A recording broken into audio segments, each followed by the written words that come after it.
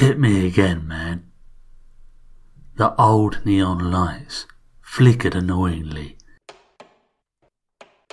giving a cheap stroboscopic feeling to every move the barman made behind the counter. Bolt pushed his empty glass on the bar. If I keep the refills coming, you'll get totally hammered. You know that, right? Bolt's stare back was probably intended as a clear request to shut up and fill his glass. But since the bartender didn't show any intention of reaching for the scotch bottle, Bolt mumbled, "That would be the plan, unless you suddenly have scruples."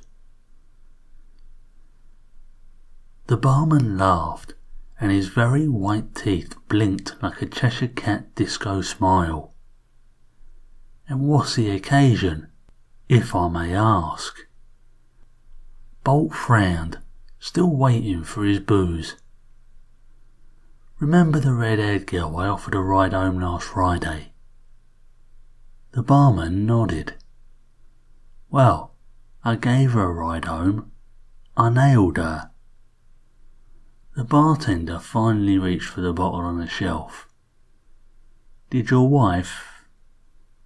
"Yep, she found out. I'm a terrible liar."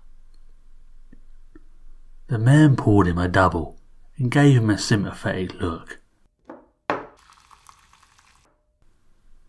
"Oh, Bolt, I am sorry." Bolt downed the drink and handed his glass back for another.